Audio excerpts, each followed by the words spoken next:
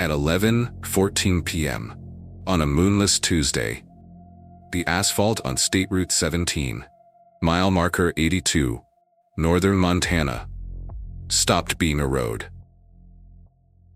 What the patrol unit found doesn't belong in any forensic manual. A black sedan that didn't crash. It was absorbed. The metal wasn't crushed. It was digested, fused to the highway in a molecular alloy of steel and tar, still radiating exactly 36 degrees Celsius. But the real horror wasn't the car sinking into the ground. It was the road pulsing, slow, rhythmic, in perfect sync with a human heartbeat. The driver's name was Daniel Voss, 41 years old, a Montana fishing license in the glove box, a photo of his daughter taped to the sun visor. His larynx had already been replaced by gravel and bitumen before he could open the door. When the first responders touched the steering wheel, they felt something physics doesn't allow. The soft texture of skin still trying to sweat through the dashboard. According to File 66B of the Nordic registry, Daniel Voss wasn't a victim of an accident.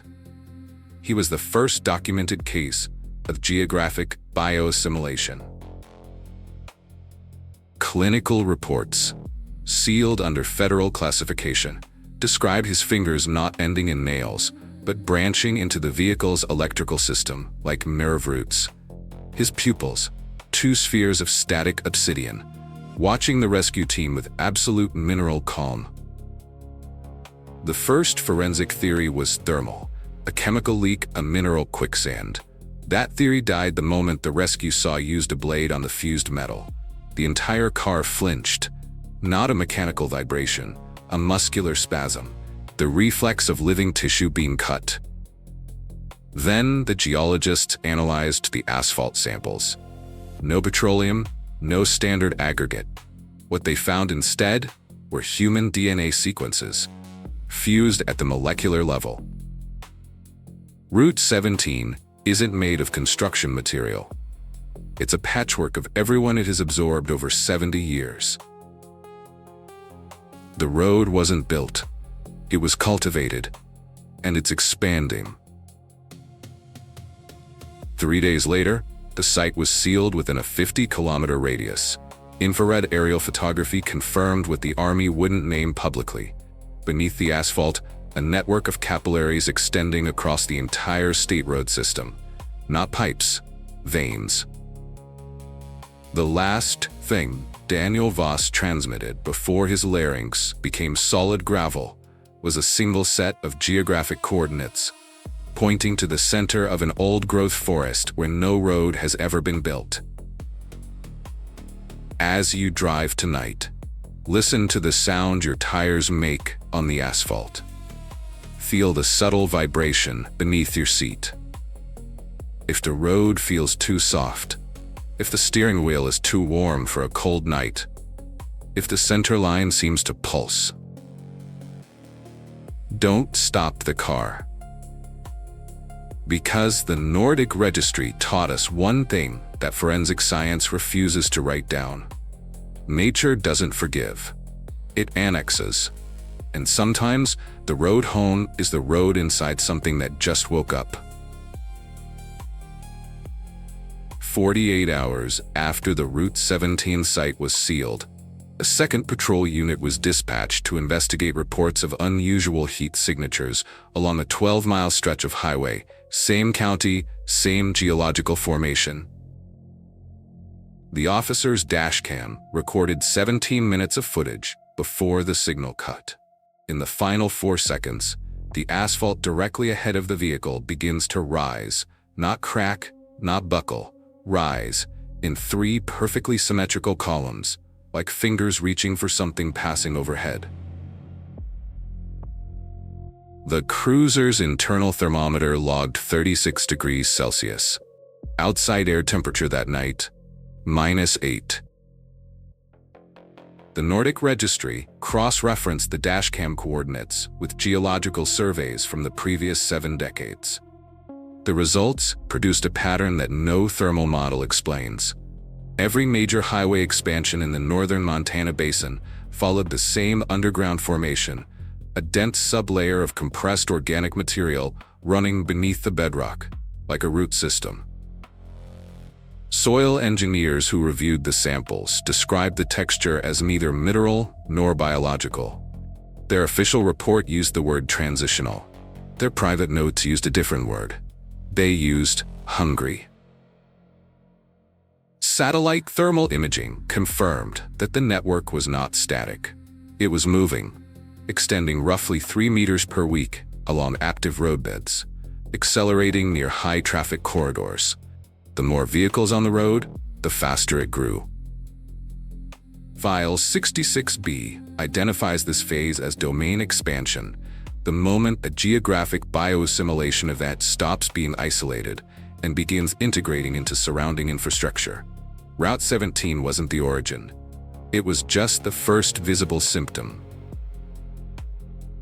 The officer, from the dashcam footage, was found 6 miles from her cruiser, standing at the shoulder of the road. Unresponsive. No physical injuries.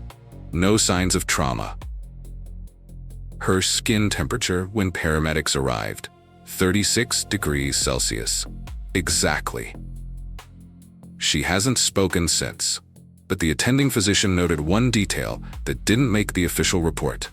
When he pressed a stethoscope to her chest, her heartbeat wasn't irregular.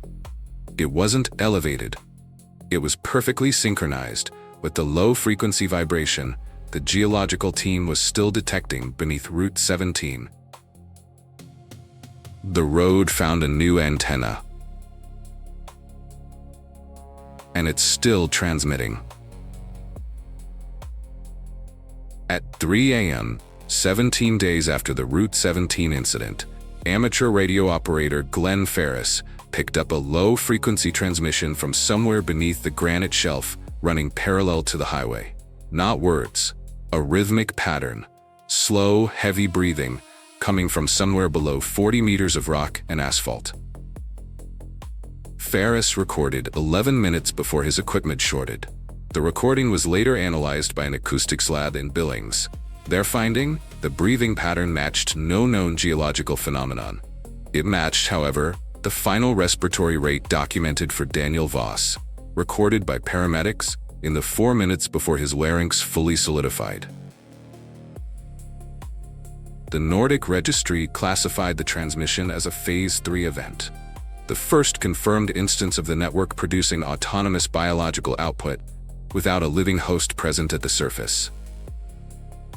Geologists drilling at the coordinates Voss transmitted hit an anomalous layer at 38 meters, a dense, fibrous material that resisted standard drill bits and registered a core temperature of 36 degrees Celsius at every sampled point. When the drill finally breached the layer, the rig shuddered, not from mechanical resistance. The crew described it as a recoil, like puncturing something that preferred to remain closed. A sample retrieved was sent to 3 separate labs under different classification codes. All 3 returned the same result. The material contained structured sequences of human mitochondrial DNA from no fewer than 23 distinct individuals. None of them matched Daniel Voss. All of them were listed as unsolved disappearances along State Route 17 between 1954 and 2019. They were never missing, they were infrastructure. The drill site was sealed within 6 hours. The crew was placed under a federal non-disclosure order. Glenn Ferris moved out of Montana the following week. He left no forwarding address. The breathing on the recording never stopped. It's still archived. It's still audible. And if you slow it down to half speed, beneath the respiration, there is something else. Faint, rhythmic, unmistakable. A heartbeat, getting stronger. The federal cordon around Route 17 held for 11 days. On the 12th, a construction crew was dispatched to repave the original absorption site at mile marker 82. Standard procedure: cover the anomaly, restore civilian access, closed the file. The new asphalt was laid at 6 a.m. By 9 a.m., the surface temperature at the site read 36 degrees Celsius. The ambient air temperature was -11. The project supervisor filed a thermal irregularity report and ordered the crew to stand down. By noon, the new asphalt had begun to soften, not from heat above, but from pressure below. Something was pushing up. The Nordic registry designates this as a reclamation event, when the network actively rejects surface intervention and reasserts biological dominance over repaved or reconstructed roadbed. It had happened twice before. Both times the sites were permanently decommissioned. Route 17 was the third. Infrared imaging taken that afternoon showed the subsurface capillary network had doubled in density since the original incident. The organic layer was no longer moving at 3 meters per week. It was moving at 3 meters per hour. The expansion had shifted from passive to active. Something had changed in its behavior, and the Nordic registry's internal analysis pointed to a single variable: the drilling at Glen Ferris's coordinates 2 weeks prior. They hadn't just taken a sample, they had opened a channel. The construction crew's equipment was later found abandoned at the site. Engines running, doors open, coffee still warm in the cab. 5 workers, no physical evidence of struggle, no blood, no footprints leading away from the vehicles. Their core body temperatures, recorded when they were located 4 miles away at a roadside diner, were identical across all 5 individuals, 36 degrees Celsius. None of them could account for the missing 3 hours. None of them remembered leaving the site. 2 weeks later, the Montana Department of Transportation logged an anomaly in their road sensor network. 17 monitoring stations along the Route 17 corridor began transmitting simultaneously on the same frequency. Not a malfunction, a broadcast. The signal carried a single repeating data packet that the DOT systems couldn't parse. The Nordic registry parsed it in 11 minutes. It was a coordinate set, not for a location on any existing map, for a location that would exist, projected along the network's current expansion trajectory in approximately 4 months. The road wasn't reacting anymore. It was planning. Whatever Daniel Voss became at mile marker 82 was no longer a single event. It was a blueprint, and the network had been running it quietly beneath every highway in that basin for longer than anyone had been looking. The last entry in file 66B before federal reclassification reads, "Containment is no longer the objective. Documentation is classified, file closed."